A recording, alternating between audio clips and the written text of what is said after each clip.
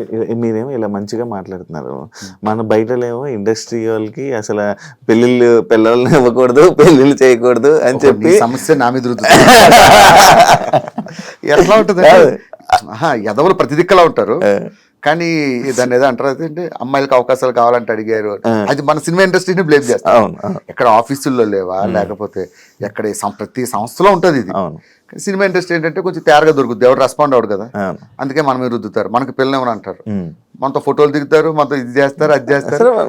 పిల్లలు ఇచ్చేసరికి cinema industry అంటే ఏమో డిఫరెంట్ గా చూస్తారు కదా. అలాంటి ఇబ్బందులు పడ్డావా అని అదృష్టం ఏంటంటే పెళ్ళి అయ్యాక వచ్చాను, లేకపోతే నేను ఇలా మిగిలేమని బ్యాచులర్.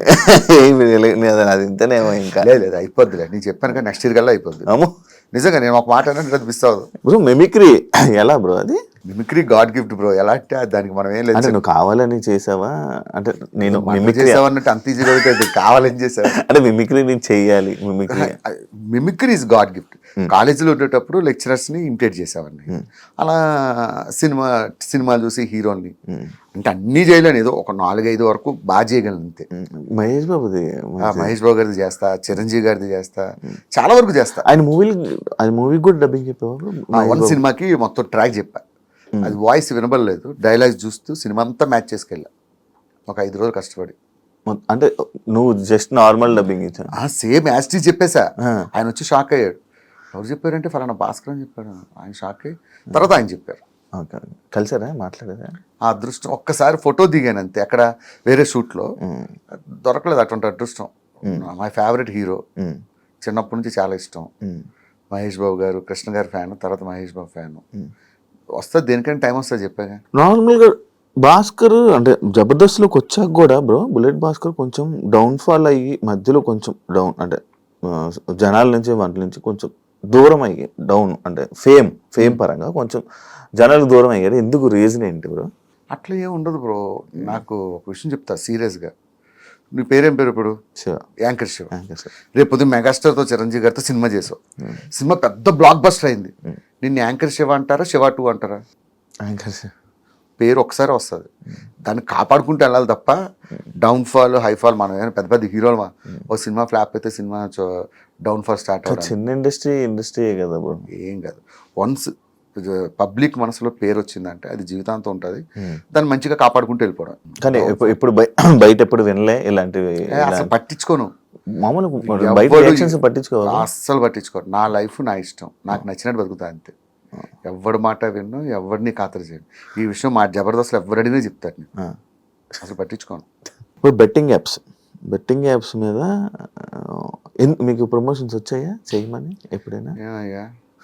నాకు ఛానలే లేదు, ఇన్స్టాగ్రామ్లో అకౌంట్ లేదంటే, వీడియో చేసి పెళ్ళి అవ్వలేదంటే మీ ఆవిడ వంట ఏం చేస్తుంది మంచిగా అని అడిగినట్టుంది. ఇప్పుడు నార్మల్గా ఫేమ్ ఉన్న పర్సన్స్కి ఛానల్ ఏం అవసరం లేదు, వీడియోలు చేసేసి ఇచ్చేస్తే చాలు. నేను అలా మీ దాంట్లో కొంతమంది చేసి ఉన్నారు. నేను చేస్తాను. ఎలాంటి వాటికి తెలుసా అన్న, నేను ఇక్కడ టీ షాప్ పెట్టుకున్నాను, నాకు బయట ఇమ్మన్నా అన్నట్టు వాడికి ఇస్తా. అన్న ఇక్కడ చిన్న హాస్టల్ పెట్టుకున్నాను, వాడికి ఇస్తా. ఎందుకు ఇస్తానంటే, అరే నా వల్ల కనీసం ఒక కస్టమర్ వాడి దగ్గరికి వచ్చినా ఐ ఫీల్ వెరీ హ్యాపీ. ఇటువంటి బెట్టింగ్ యాప్స్ అనేది అది మనం అలాంటివి చేయలేము. దాన్ని చేయడం అంటే అంత దరిద్రం ఇంకోట్లేదు. అదే ఇప్పుడు నేను ఒక పాయింట్ ఒక కామెంట్కి సంబంధించి నేను ఒకటి తీసుకున్నా. అదేంటంటే జబర్దస్త్ నటులని ఇండస్ట్రీ తక్కువగా చూస్తుంది, కావాలనే అవకాశాలు ఇవ్వడం లేదు అని అంటే దానికి ఆన్సర్ ఏమిస్తావు? అది వాడి అభిప్రాయం, మన అభిప్రాయం ఏం లేదు. అలా అవకాశాలు ఇవ్వకపోతే ఆది ఎలా వెళ్తాడు, గెటప్ శ్రీని ఎలా వెళ్తారు, చంద్ర వెళ్తారు, వీళ్ళంతా సినిమాలో చేస్తున్నారు కదా. అవకాశాలు ఇవ్వకపోవడం ఇస్తుంది, కాకపోతే ఒకటి టైం వస్తుంది, ఒకటి టైం రాదు, అంతే తేడా. తక్కువ చూస్తారా? అది ఉందా? తక్కువ ఏం చూడరు, మంచి వాల్యూని ఇస్తారు. నేను చేసిన 2-3 సినిమాలు చేశాను కానీ అది మంచిగానే వాల్యూ ఇస్తారు, అలాంటిదే ఉండదు. కాకపోతే ఒకటి చెప్తా సినిమా వాళ్ళకి, జబర్దస్త్ ఆర్టిస్ట్ అనేవాడు ఛాలెంజ్ చేసి చెప్తా, మీ ఇండస్ట్రీలో ఎవరూ చేయలేడు, అంతకన్నా అద్భుతంగా చేయగలరు. అది మాత్రం పక్కా రాసిస్తా. జబర్దస్త్ ఆర్టిస్ట్ యాక్టింగ్ పరంగా తక్కువ అంచనా వేసే అవసరం లేదు.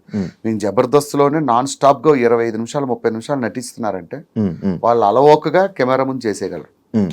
అది అయితే 100% అర్థం. ఎందుకంటే పెద్ద పెద్ద ఆర్టిస్టులు మాకు గెస్ట్లకు వస్తారు కదా, వాళ్ళే చెప్తారు మాకు ఈ మాట. నాకు అప్పుడే అర్థమైంది జబర్దస్త్ ఆర్టిస్టులు గొప్పతనం. అరే మీరు ఎట్లా చేస్తున్నారా 20-25 నిమిషాలు నాన్ స్టాప్గా డైలాగులు గుర్తుపెట్టుకుని. సినిమా ఏముంది చిన్న ముక్క ఇలా చెప్తారు, కట్ చిన్న మొక్క చెప్తారు కట్, ఉం. అట్లా కాదు కదా. ఉం. ఒక స్కిట్ ప్రాక్టీస్ చేయాలంటే 25 నిమిషాలు దాదాపు ఒక 40-50 డైలాగులు గుర్తుపెట్టుకొని చేయాలి. నేను ఒకసారి వచ్చినప్పుడు చూసాను, నాకే ఏమో ఇది ఎలా చేస్తున్నారు, ఎలా చేస్తారు ఈ అంతే, dialogue. అంత ప్రాక్టీస్ చేస్తాం. ఇప్పుడు ఈ చిరంజీవి గారు మహేష్ బాబుతో వీళ్ళతో 3 కోట్లతో సినిమా చేయడం ఏంటి, ఆ కాన్సెప్ట్ ఏంటి బ్రో? యాక్చువల్గా నేను అది ఒక నార్మల్గా చెప్పిన డైలాగ్ ఏంటంటే, నాకు యాక్చువల్గా నేను I'm not a great actor but good director. Script పరంగా నేనే రాసుకుంటా, డైరెక్షన్ విషయంలో నేను మంచి టాప్. ఎవరిని ఎట్లా మౌల్డ్ చేయాలి, ఎట్లా తీయాలి అనేది నాకు బాగా అవగాహన ఉంది.